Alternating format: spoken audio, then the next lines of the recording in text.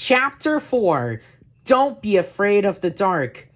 A lot of fish have asked me, what's the scariest thing you've seen in the ocean? I tell them that being stared down by a barracuda and certainly give you the willies, and getting a close-up at a shark's tonsils is no picnic either. But scariest of all was the fish I didn't see. Back when I was a young clownfish, we used to sit around the fire coral at night telling scary stories. I remember one above a horrible monster with huge fangs that lived at the bottom of the ocean. It was said to have a magical glowing light attached to its forehead.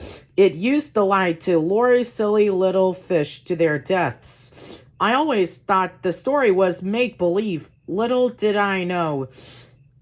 If you've never visited the darkest underwater depths, I have just 5 words for you. Avoid at all costs. Some of the weirdest, creepiest creatures in the ocean are swimming around down there. And you can bet you don't want to bump into them. When Dory and I escaped from the sharks, we ended up on the edge of a deep ocean trench. Down below, there was nothing but cold, black water. Now I am by nature a tropical fish. I like warm, sunny lagoons. I would never have set fin in that dark abyss if Dory hadn't accidentally dropped the scuba mask. We needed that mask. It was our only clue to finding Nemo. So I took a deep breath and swam down toward the bottom of the ocean.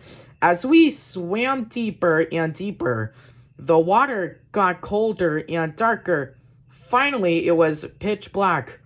I couldn't see my fin in front of my face. I had no idea how we were going to find the mask.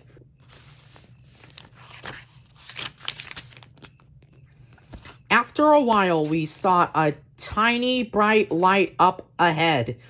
We swam closer and we saw a glowing ball. It looked so pretty, just floating there in the darkness, watching it.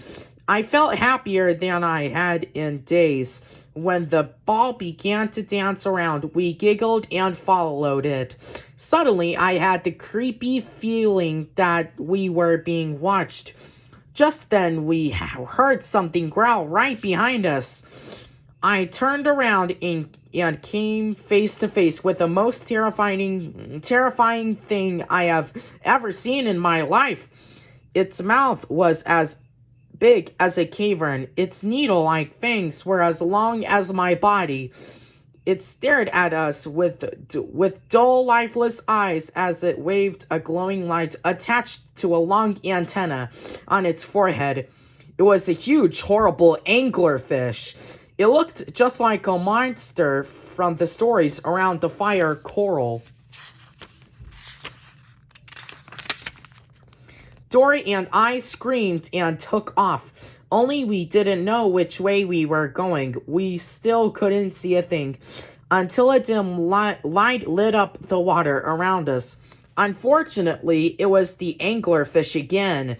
As I swam away, I looked down and saw the mask on the ocean floor. I grabbed Dory and pulled her down. And just in the nick of time, too. As we ducked, the anglerfish raced over our heads. "Read the mask," I told Dory. I couldn't read human, but I knew she could. If she could read the words written on the mask, we might be able to find Nemo. But it was too dark for Dory to see. I had to get the light back, dodging this way and that. I lured the anglerfish closer to the mask. Then I ducked for cover behind some rocks. Grabbing the monster's antenna, I held its light toward the mask. "P. Sherman," Dory read, but before she could go on, The anglerfish jerked its head back, yanking me away from the rocks. With a snap of its horrible jaws, it swallowed me alive. Luckily, I was still holding on to the anglerfish's light as I was going in. I guess it didn't like snacking on its own antenna, because a second later it spit me back out. When the light shone on the mask again, Dory read 42 Wallaby Way. 42 Wallaby Way. That sounded like an address. Now we were getting somewhere. If Dory could only read the last part. By now the anglerfish was furious. With a hideous growl, he barreled toward us through the water. Just as Dory read the last word, "Cinny!" I screamed. "Duck!" Dory ducked. I grabbed the mask and held it up like a shield. Slam! There was a blinding flash as the anglerfish plowed into me. Then everything went dark. I was sure I was dead. But when I opened my eyes, I saw that the anglerfish was stuck in the mask. And the mask was wedged between two rocks. He was trapped. The monster thrashed with rage. But he couldn't get us. Now that we had the address, we didn't need the mask. But before the monster could break free, I grabbed Dory and swam out of there. That was my first adventure in the deeper, darkest waters of the ocean. And I hope it was my last. A few nights ago, I was sitting around the fire coral swapping fish tails when someone told the story about giant squid.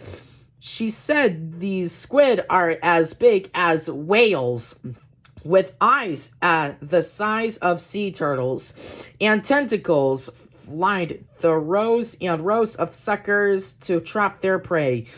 Supposedly, these monsters live in the deepest, darkest part of the ocean too. Now, this sure sounds like make-believe to me, but I'm not going down there to find out, and I suggest you don't either.